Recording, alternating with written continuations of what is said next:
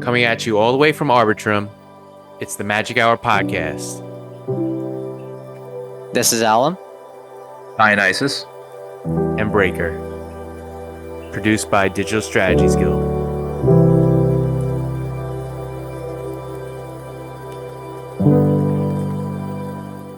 Ladies and gentlemen, listeners of the Magic Hour Pod, we have a wonderful guest with us today. Venture is the founder of CastleDAO and soon to be launched Smol Brawlers. Venture, welcome to the podcast. Thank you for having me here, and nice to talk with you. Yeah, it's nice to chat with you too, especially since one of our first episodes was all about CastleDAO. Well, maybe not the first, but like one of our earliest episodes. And, you know, we were talking and we just couldn't put it together to get you on the pod, but here we are now. So I'm really grateful for that. And it was really interesting talking about CastleDAO, and we'll get into that in a second. But first, I want to know about you. Like, how did you discover Web3 and get into crypto? Yeah, sure. Thanks for asking. I'm a software developer. I've been doing websites, applications, and many things for 15 years now, more or less. And I heard about crypto in one of my jobs. There was a guy that was really passionate about Ethereum, and he was saying, okay, this is going to be something huge. But at the moment, I didn't know much about it. This was in 2017. And I saw it more from an investment perspective. I thought, okay, this is going to go up, so on, like many people. And I started putting some money in, then I bought the top. And when I saw that everything was going down, I kind of like let it pass. I thought, okay, all this money I put there is lost. And I stopped caring for it because I didn't dig into the fundamentals, right? I didn't know exactly what was being built or what was the technology behind. But some years passed by and I started researching much more. I was more into investments in that time, but then I went back to crypto to understand what's going on. Yeah, Sorry, go ahead. No, I was just gonna say, like, you know, you talk about how your friend was talking about it was gonna be something big, and you know he was early, and I think about now 2017, and now we're in 2022, and it's still growing, right? And you know, so I think that's a testament to the the innovation that we're working in right now, right? We know it's something big, but we don't know how big it can actually get.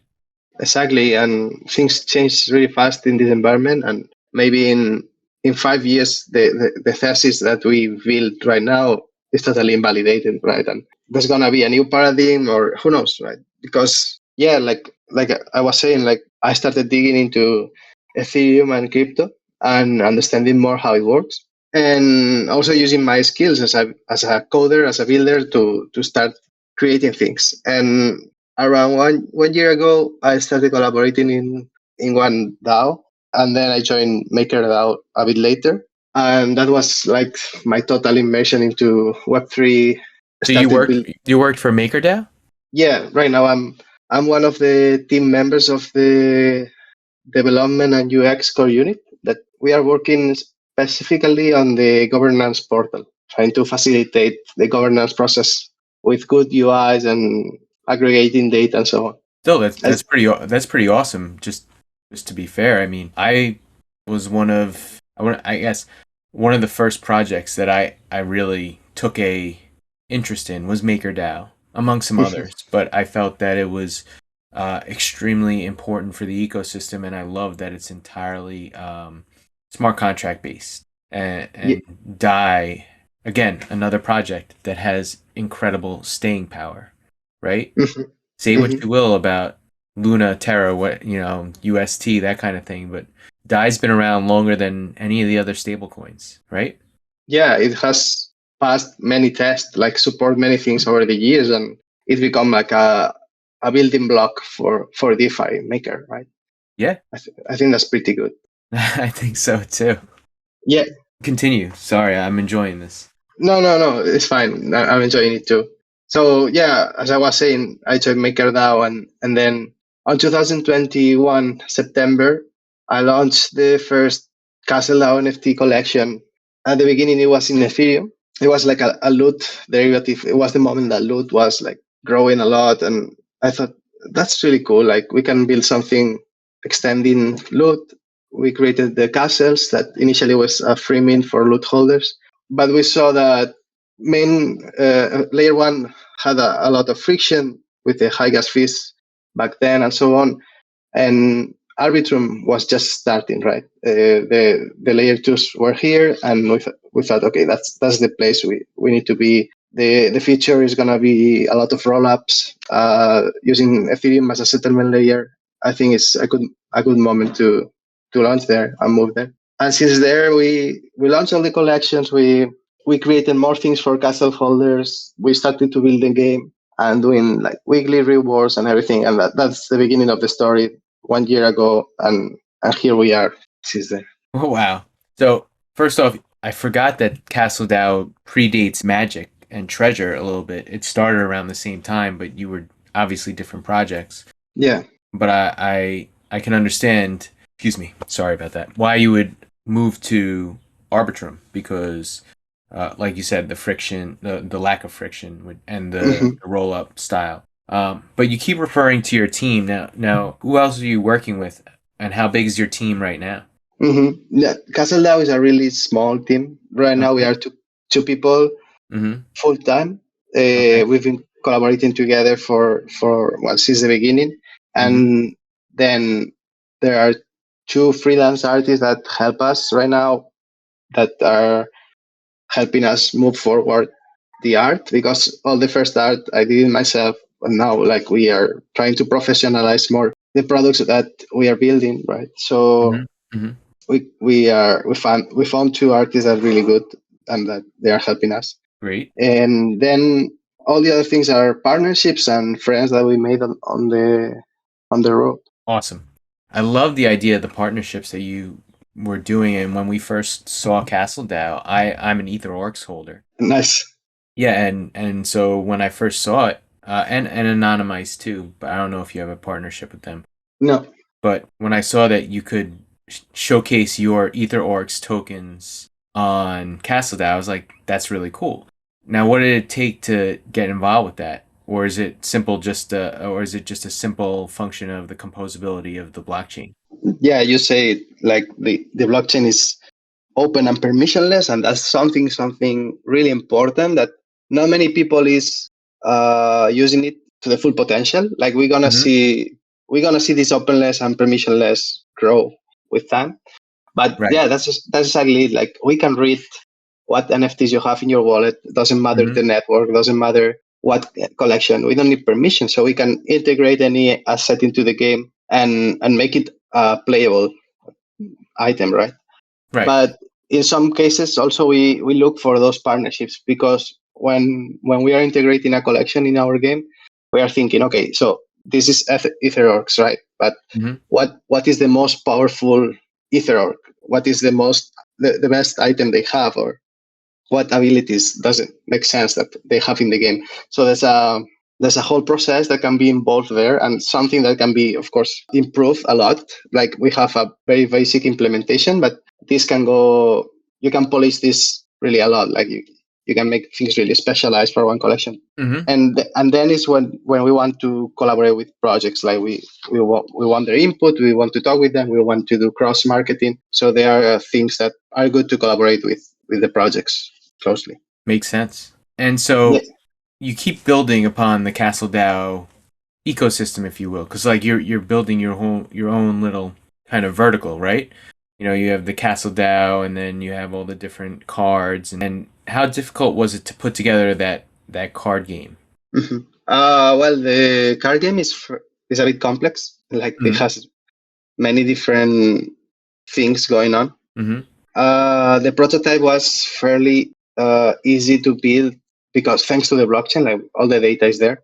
Right. But and then we keep iterating on it. We keep adding more collections, more items, making the abilities and the gameplay a bit more complicated. And then we reach a point that we really need to do another step forward, and we have some plans for the future to separate this prototype into something more complex. Awesome. And well, yeah, we're excited for the future. There's gonna be a lot of work to do, of course, because being a small team. But yeah, we'll see what the future brings. Like one one thing that is really that we like that people see about us and they keep saying it, like they keep joining our Discord and saying, look, I discovered CastleDAO like 6 months ago or 3 months ago, and every time I come, there's something new. Mm-hmm. So we keep building nonstop, and that's a proof that the future will keep also being better, right? Yeah, well, that's great. And can you earn, I guess I should say, can you earn tokens or NFTs by playing CastleDAO? Yeah, the main motivation right now for our players is the monthly rewards. We have a leaderboard where you can see all the players, and Mm-hmm. every time you fight against another player, you can earn some points, and at the end of the month, the users with the most points get rewards. This And what? month, Oh, yeah, this month we have Magic and some NFTs from the Arcane. I don't know how to pronounce it. Sorry, Arcane NFT. Arcane. Arcane. Yeah, we had them on Yeah, a couple weeks ago. yeah. So thanks to the founder of Arcane that collaborated with us in this integration, and yeah, we're gonna reward our players with Arcane NFTs for That's the next awesome. month. That's awesome. And I love that everybody is collaborating like that. I think that it's really helpful for the community and it keeps everybody engaged in a lot of different projects. But I want to also let you know that I love the auto battler model because I play Hearthstone a lot and I find that it makes it very less complicated for people to engage and play the game, right? If it Yeah, was more active, it'd be more time consuming. And so yeah, I like that about the auto battler that you built. yeah. Initially, one of the inspiration was teamfight tactics. I don't know if you, yeah, TFT from League of Legends. I was a big player of that game. I spent countless hours, and I thought that would be cool to make it an auto battling system, so you can just plan around your strategy, and then the warriors will fight for you, right? And also there was another motivation for that. Is like initially we thought, okay, this is gonna be smart contracts. We're not gonna do the interactions. The users are not going to be choosing things during the battle because everything will happen in a smart contract. Everything will be able to be proved. But I think we are far from there. Like we need CK proofs and we need something way more advanced to do everything on a smart contract. So now we are with this prototype of the game that works, but also we need to incorporate a lot of feedback and modify the gameplay and yeah, maybe keep different battle models in the future, the auto fight, then trying to do a real time fighting system to see how it works, what people think about it, also important. And yeah, try different things to see also what the people like more, right? What they want to play. Oh yeah, without a doubt. I mean, everybody's tastes change here and there. And I remember Teamfight Tactics. It's funny, I never got into like the League of Legends. But what I wanted to ask was, what are you playing now? I'm not playing anything anymore. Like I play a lot of games for years, and now I just have time to build things, right? And being in crypto, as they say, is not Web3. It's like three jobs. Yeah, Uh, yeah. So most of the time I'm working and with my dog, with my partner, and trying to touch some grass now to, I don't know, come back a bit with in touch with reality because we've been in a bull market for some months and it was a bit exhausting. Like many absolutely. news. No. You're right on the money because, it definitely is very time consuming. You're also being a builder, so you're probably like really hyper focused on what's going on.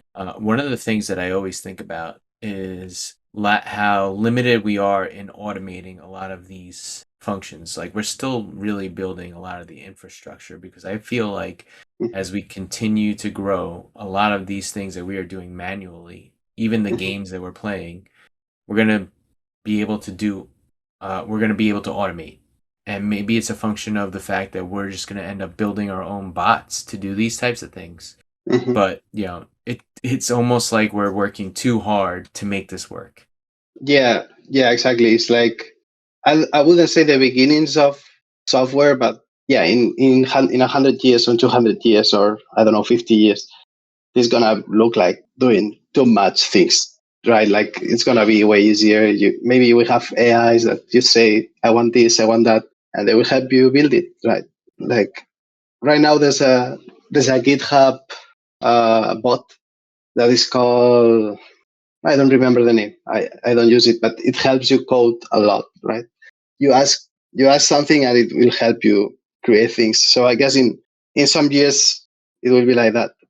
And in terms of the infrastructure of Web3, for example, being more concrete, more tied to the current state of things. So the infrastructure of Web3 is going to evolve massively, right? Like right now we have all these indexes like the graph that are on the beginning. And we need much more of this. We need powerful APIs for builders because right now anyone who wants to come and develop a game is going to have a bit of a hard time trying to get a grasp of all the things of Web3. And they have to build still a lot of tools like to track all the NFTs, to track collections. And I don't know, you have to create a lot of pieces that are difficult to test, that are difficult to maintain. And I think in some years we're going to have way better APIs that will favor a lot the builders and the new games. And I want to add one last thing into this. Like, I truly believe that GameFi and it's going to be something big, but it's gonna be really different to what we have now. Like it's not gonna be a stake, something to earn. It's not gonna be making a lot of transactions by yourself on the blockchain. It's gonna be more like the previous games. Like you're gonna be playing League of Legends, something really professional for pro players, and then you're gonna have rewards as NFTs, and you don't even know that you have a wallet, right? You're gonna receive the NFTs, you will be able to trade them somewhere. It's gonna be much more integrated into the systems. I think that's the feature for I GameFi. I absolutely agree with you. I think that a lot of what's being built right now is proof of concept at best. I 100% agree with you. I hope that it's wrong though. I mean, like I hope that these types of ecosystems, like the Magic ecosystem, become something. Like they say, the Nintendo of Web3, which I think is a pretty cool idea. But yeah, I think that it's you know you talked about like we're not going to be staking. I think we are going to be staking. It's just going to be like built into the system, right? Yeah, yeah. Right, the basic idea of staking to earn interest seems like almost a given at this point for anything, right? Because Yeah. if your tokens are just sitting there, why would you let them sit there? Why wouldn't you let them earn interest? Same thing with an NFT. So I think that will just be natural. That'll just be like a feature built in. And then, like you said, you're just going to be trading NFTs on some video game store that, the in-game store that there is, and whether it's a sword that you buy in the latest RPG or a new gun for some FPS, or if you like want to buy a skin for some battle royale that you're going to play. I think that's where we're gonna see it, and we're not even gonna realize it, like you said. Yeah, exactly. Regarding to what you say, the other day I was listening to a conversation. There were some players that were saying that if you trade items or warriors, for example, from a game, and you inherit the abilities, like I level up a warrior, I sell it to you, then this means that the people that is able to purchase the best trained warriors are going to be the best of the game. Oh, like pay And to win. exactly pay to win. And they were like saying it's more probably that we end up just having skins or things that doesn't modify the playability of the game, but it gives you just maybe a better look and feel, but it doesn't make you like immediately better than other players. I guess Yes. we'll see Yes. everything, right? Right. But I mean, what if someone is already in the game, right? Yeah. Someone's already in the game, they're playing, they discover this really fantastic sword that they like to use. They earned it playing the game, but then they want to give it to a friend. Yeah. If they own the sword, they can certainly give it to the friend. Is there a power spike? I don't think so, because the person who's giving away the sword is no longer strong with that sword. The person who got the sword is now strong with that sword. But I'm not saying like the gaming company will sell items to players to let them be better.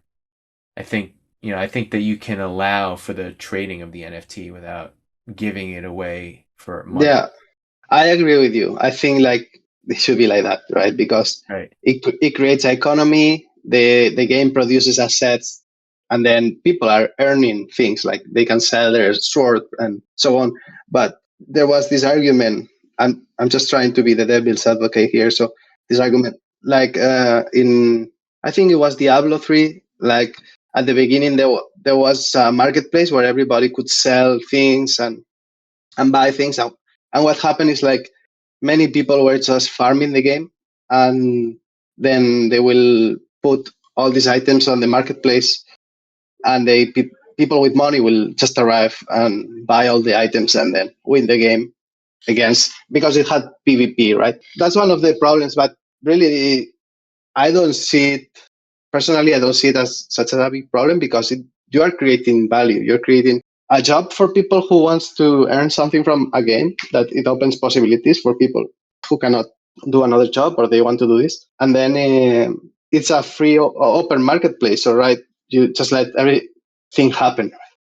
Yeah, it will naturally happen. I mean, isn't that the part of barter and trading that will always naturally occur? Like people will see an opportunity and go for it. So, maybe there's a restriction on how many NFTs you can create in a certain time period or something like that. Yeah, you can balance those things, right? Yeah, absolutely. So I think that we'll find the happy medium for sure, but I don't think you'll ever eliminate the person who just wants to farm things to sell them. Exactly. But listen, we're getting off the rails a little bit, which I don't have a problem with. I've been enjoying this conversation, but I want to know about Smol Brawlers because I've heard from a number of people who are very excited and looking forward to this project. So, what was kind of the genesis behind creating Smol Brawlers or moving in that direction? Yes. So first, well, I'm pretty happy that there's people excited about Smol Brawlers. We are liking also a lot how the collection is coming out, and Mm-hmm. I think it started a bit with all the CastleDAO theme. Like we have the castles, then we had generals. I will Mm-hmm. talk a bit about generals later because we have something going on for them. Okay, cool. We had DeFi Heroes. That was more. The artwork is a bit of a joke, but if you Mm-hmm. see the theme, like generals, heroes, castles, and then we had brawlers, right? Brawlers is like those little fighters armed with some armors and weapons and shields. Mm-hmm. Mm-hmm. And yeah, I think as Castle now progresses into the future, we will see more of these theme collections coming together to form like a kingdom, right? You will have your own kingdom of things that you will be, you will be able to use in your decks, right? Right. Yeah, and Smol Brawlers basically is a stake to earn Okay. collection. So we partner with Butterfly Flywheel, and they're gonna provide us with this service that allows people to earn some APY on their magic. What they do is Amazing. they offer a gate to the Atlas mine with some Okay. boost. So projects like us can help and generate some yield without having to own really big NFTs for to boost the Atlas mine, right? Yeah. And we're gonna use this ability to allow people earn uh, yield on their magic, and at the same time, depending on how long they choose to lock the magic, we're gonna give them a better small brawler. So when you're gonna mint, you will have different tiers. Like you can lock your magic for 2 weeks, 1 month, and up to 1 year.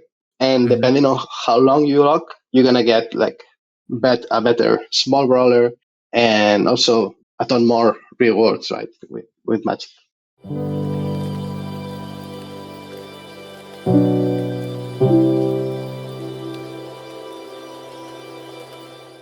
What's the name of your dog? You're gonna laugh, Manchego. Manchego, Yeah. like the queso manchego. Yes, like the queso Manchego. Nice. Oh, you don't understand, my friend. Spain is like heaven for me. Yeah, I see, I see. I loved walking down the streets of San Sebastian, just Yeah, eating all over the place. that's a beautiful city indeed, and they have a lot of fun in there. Oh yeah, for sure. But back to what we were discussing. Mhm. Oh, I gotta recall it now. You're talking about The the Smol small. Brawlers, Yeah. yeah, So the staking piece, right? yeah, So if I understand this correctly, the longer I stake it, the stronger my small brawler will be, yeah, and the more rewards I will get. But yeah. so where's my incentive to not stake it long? Like, what am I missing out on by staking it for a year? Maybe you don't want to log your magic for 1 year, right? Maybe there's some people who want to use the magic for another thing. So you can just log it for 2 weeks. I don't know what will people do really at the end. If I have to meet, I will choose 1 year, right? Because first, the market right now, I think that we're gonna have still a bear market ahead. So logging 1 year is good. You get a reward on what you have, and then you get out of the bear market with more magic. But maybe somebody wants to just use the magic in a couple of weeks. So yeah, that's why we have different tiers here. Makes a lot of sense. It really does. I guess it's like if you lock it for a year, you could miss out on being able to use it for something else. Yeah, exactly. And in that case, we want to reward people who want to take the risk. So you're gonna get a better unit. Mm-hmm. Makes perfect sense. And then, is there anything else that you'll be able to do with the small brawler, or just play it in CastleDAO right now?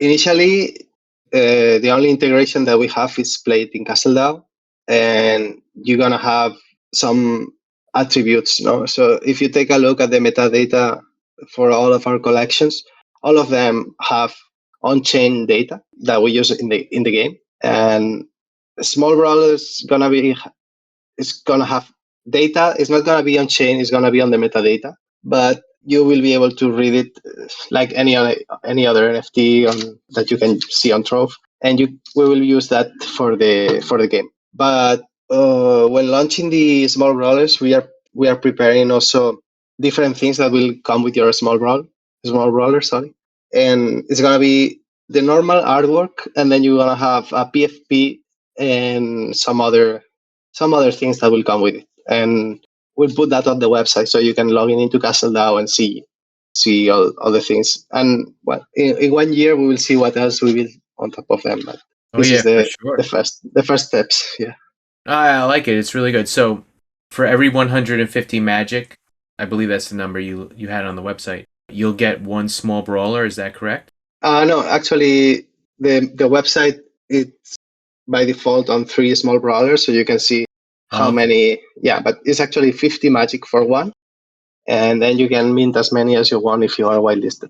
So, and then what do you believe the collection size will end up being, or is there no limit to how many small brawlers there'll be? We're gonna limit to 10,000, Okay. and if we don't mint out in some time, we will close it. Like imagine if in 1 or 2 months we only made 6,000, then maybe we close it at 6,000. We're not gonna make it more. Well, what if like someone comes along and they got 20,000 magic and they're like, I want to stake my 20,000 magic. Are they going to be able to get 200 small brawlers? First, I think there's Or is gonna be a limit. my There's math is gonna be no. I don't know the math either. I will need a calculator to check it. hmm But I mean, there's gonna be a limit that you can do per transaction. So probably you can do like 10 maximum, and then Oh, okay. if you want to mint another 10, you do again another 10, because the smart contracts usually they have a limit of hmm data that hmm hmm you can use, right? Right. And in this case, we will try to make it in batches. If you want to spend 20,000 magic, you have to do it several times, probably. I mean, it does make sense. But so this is good for like the little guy who's looking to earn yield and not have to pay the fees of like Magic Dragon DAO, and be Hmm. involved in the flywheel. Yeah, yeah, exactly. Yeah, it's an easy way to earn yield, right? Like hmm I Well, no, didn't. I'm I, excited about these different yield prospects. Yeah, I didn't thought much about that, like how it's gonna affect some of the people, but now that you mention it, it's gonna be, yeah, maybe we should even consider putting some limit for whales and just trying to make it more for small holders, right? I do agree with that. Not that I think a whale is gonna go out and spend 20,000 magic and get 400 small brawlers, but someone might figure out a way to write a bot that'll buy Yeah, 10, buy 1,000 of them or something like that. yeah. Unfortunately, there's nothing you can do against that, right? I know That's the this is the future, man. This is why I'm trying to learn code myself because hey, I want to be able to write some smart contracts or build some bots about, for Discord or something like that. But also I feel like you're gonna have to be knowledgeable in this type of language if you really want to kind of set yourself apart.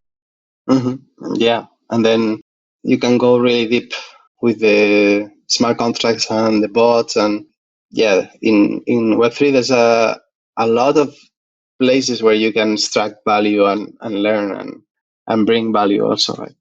Mm-hmm. Mm-hmm.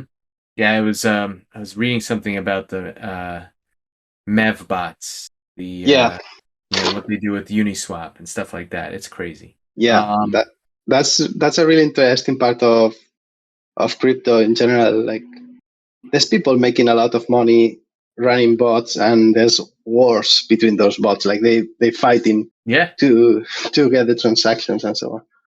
this that's what we call the underbelly, right? Most people know what's on the surface. Then you start digging deeper and you start kind of seeing the real stuff, what's going on behind the scenes. Yeah, totally. You mentioned earlier you were going to talk about the generals, so I'm holding off. But is there a future where we see small brawlers in, say, a 3D environment? I know I know people like to talk about the metaverse and kind of I feel like we're going to that virtual world Yeah. as something. Do you believe that as well? I don't believe it much right now. I think that people will build tools, but we have to go slower. Like right now we have cool and funny things like Isotile or this on cyber, these virtual 3D galleries where you can bring your own NFTs. And then if we want something like the real metaverse, I think we'll have to wait. We need something much advanced than what we have now, and I don't Yeah. know what will survive until then, right? Like, No, I agree with you there. I think that it's very unpredictable. It's very yeah, unpredictable. and there's a lot of promises right now, but we need to see real good implementations, or at least, yeah, I don't know still any of them. Me neither.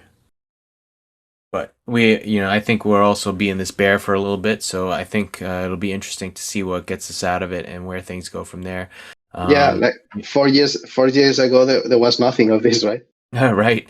Ethereum was only ICOs and things like that. Like just there was no NFTs, no metaverse Hmm. promises, no games. And now there's a lot of things growing. And yeah, in 4 years there's gonna be much more. And yeah, definitely things are gonna change fast. Right, and we're coming up on the merge, if you will, right?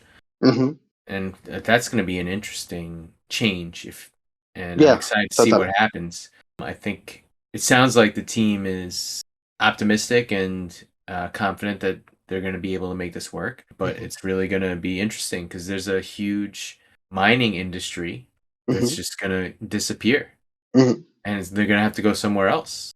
Yeah, Where's that elsewhere going to be? Are they just going to all mine Bitcoin at that point? yeah. I don't know if you saw on Bankless the other day. They were talking about this, and they were saying that there's a lot of outflow of these GPUs being sold really cheap, right? Because these miners are already pricing in the merge. Like they're not gonna be mining Ethereum in some months, so they have to get Wow. rid of these GPUs. Yeah, but there's going to be a lot of GPUs hitting the market. I would Yeah, even wait, the price is just going to keep falling. We're going to be able to like build computers for $1 soon. yeah, that's pretty good actually. Yeah, I think so too.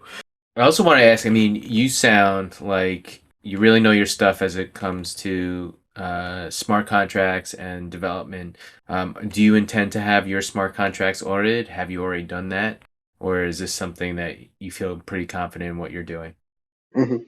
So we're gonna actually we didn't finish the smart contracts for the brawlers because we are waiting on the final implementation and advice from Butterfly. Okay. We're Okay. gonna have some feedback and input from them, and then we also gonna share the contracts with some other developers of our network.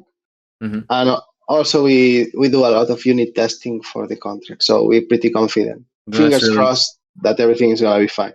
yeah, yeah, yeah. Fingers crossed for sure. And that's really good that you're talking with the Battlefly team and having them review it too. You know, there's I will have to say I met a lot of people at NFT NYC. There are a lot of extremely intelligent people out there, way Hmm. more advanced than I am. Yeah. Obviously, because I'm not a developer or anything, but just the things that the the people I met were talking about and what they can do and how they're collaborating. It blows my mind and it makes me really optimistic for the future. Even just talking with someone like yourself too. You know, I think that we're in good hands if you ask me. Because that's the other thing too. I feel like I really have not met bad actors, which I'm not saying they don't exist, but it seems Mhm. to me that there are a lot of really good people in the space who are interested in seeing it grow and flourish. Yeah, I think so. Yeah, fortunately for me, also I met all the people I met are good actors, and from what I see on the internet, on Twitter, and so on, like the people I see being bad actors are. I'm sorry because this is not a universal truth, but I'm really a bit narrow minded in this, and I'm sorry if it's not the truth, but I see a lot of VCs like extracting value from and dumping tokens into retail and things like that. That's the thing that I see the most negative about the space right now. But yeah, in general, all the people that are building this, they believe in decentralization. They believe in openness. They believe in making a new better internet, and even we can argue about the technicalities and about differences on things. There's an underlying truth on all that is being built, and that's really beautiful, especially for people that don't fit in the system, or they believe that there's things wrong that need to be changed. This is an amazing opportunity for our generation. Like, okay, let's do something different. Let's change this. Absolutely. And coming back to what you said about the VCs on Twitter and stuff like that, you know, I feel like that's what they know, right? They know how to buy things and then sell them at the optimal time, right? Hmm. They know how Yeah. to extract value one way, right?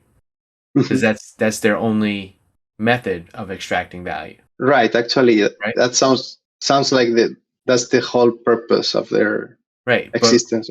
But what we're building with Web3 is more ways to extract value in a different way. Because Hmm. value has a different definition to everybody. It's not just about capital. Exactly. Yes. You know, Yes. we just had on Ella Friends, and one of the things that they're using, that they're working on for their project is a means of saving the elephants, creating this charitable project to raise awareness and be good caretakers for the elephants in Africa. And I think that's an amazing thing. And, you know, like it's one of the great kind of, it's not that we couldn't do it before, but now it's much easier to make something like that happen. Almost Yeah. to the point where you can have all these sorts of different charities Hmm. almost like have the same coin, right? Like you just have a donation coin and then people can just vote what's the percentage going to each one kind of thing. And maybe each of these charities submits their own like proposals almost. It's like the charitable DAO. Hmm.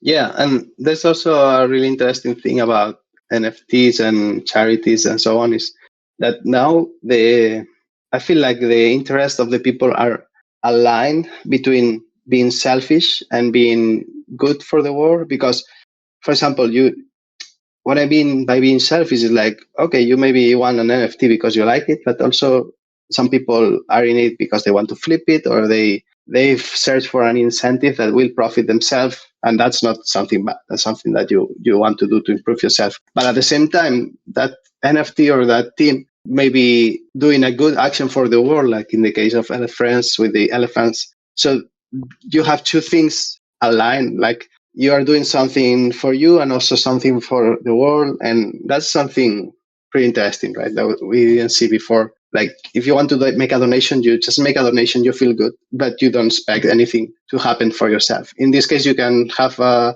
NFT that can go up in value, or you can use it for other things. So we have this digital property that brings new opportunities. That's really Yeah, interesting. and that's one of the things that I love about it, and I've loved from the get go. It's just there's so many different things that we can do with it that there's so much untapped potential, if you will, and I'm excited for that.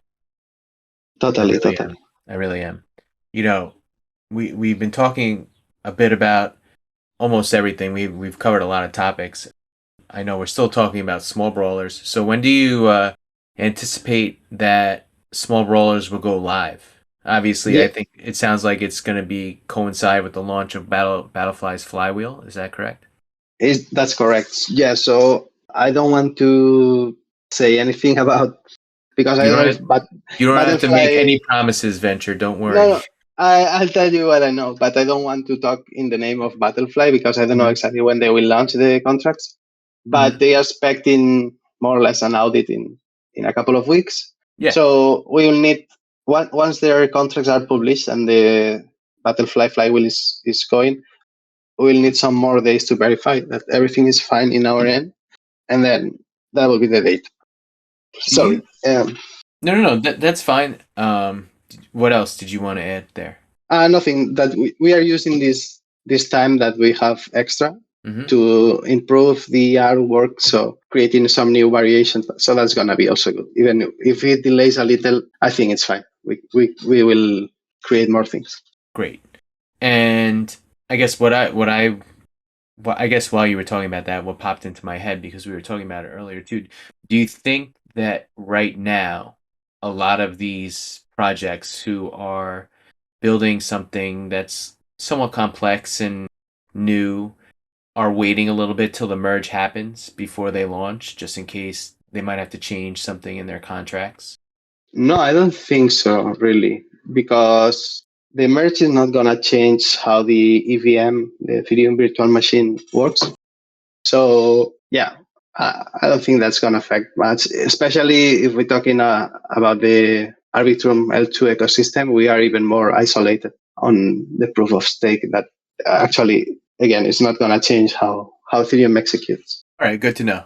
I'm glad you're on the up and up on this kind of stuff. I need to do more reading, it sounds like. Is there anything else you want to add? I know we've been chatting for a bit, and I've really enjoyed our time. What else are you working on? Any other projects? You seem like the kind of guy who wants to dabble in a bunch of different things. Yeah, so actually, I want to add a little bit more about Oh channels, yeah, but the generals. Yeah, you were gonna say something about that. yeah, but before that, so about what you say about doing a lot of other projects. I used to be more like that in the past. Like every 3 months, I would be starting something new. But now with CastleDAO and MakerDAO, I feel like I have my plate full. And in CastleDAO, there's so much to do. Hmm. So yeah, we are always okay. This month we had two more collections. Like I think we added cryptids and this one. Sorry, just droids, and Okay. yeah, we add them so people can play with them. Hmm. Maybe next month we add some new items, and then we have a bunch of feedback from our players that we want to incorporate in the game. Also, we are we are gonna try to change a bit of the story in Hmm. CastleDAO. Like as a player, we want to give them a bit more context about why are you fighting, not only for the rewards, but what's the story behind your deck, and Give it a give little lore. a bit, yeah, exactly, a bit of lore. So we have to build that, and yeah, so there's a lot to do. I want that we improve a lot also visually. So yeah, there's a lot of job there. That's for this year and the next year and the whole bear market. We're gonna be doing things. So and then about the general. So in September is gonna be 1 year from CastleDAO since we started, and we have this collection called the generals, that if you have a castle, you can get one general for free, or you can mint one that they are really cheap. Mm-hmm. And they have a really simple artwork right now. But we are working to create one new artwork, and I think it's gonna be pretty cool. We share some teasers on the Discord, but yeah, soon we will announce the once we have something more done. But it's gonna be really cool. Do you have any whitelist opportunities for the Magic Hour listeners?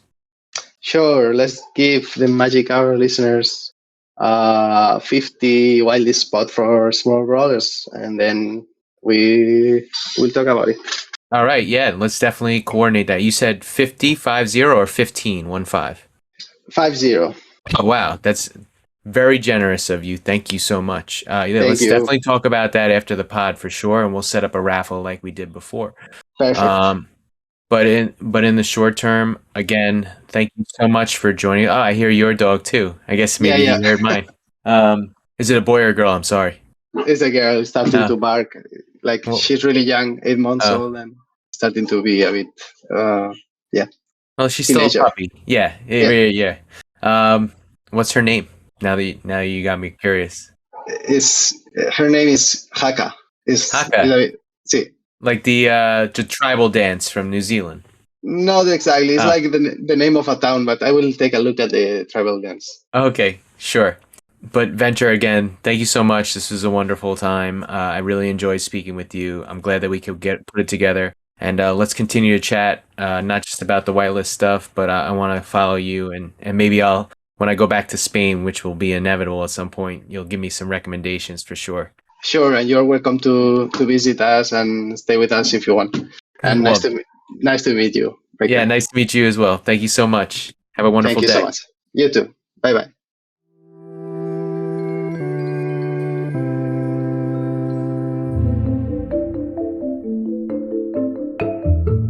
And that concludes another episode of Magic Hour, friends. If you like what you hear, please like and subscribe to our YouTube or Spotify or Apple Podcasts or wherever you can listen to your podcasts. You can also follow us on Twitter at Magic Hour Pod. All the links are found on our link tree, which is in the show notes. From all of us, we appreciate your support for Bridge World.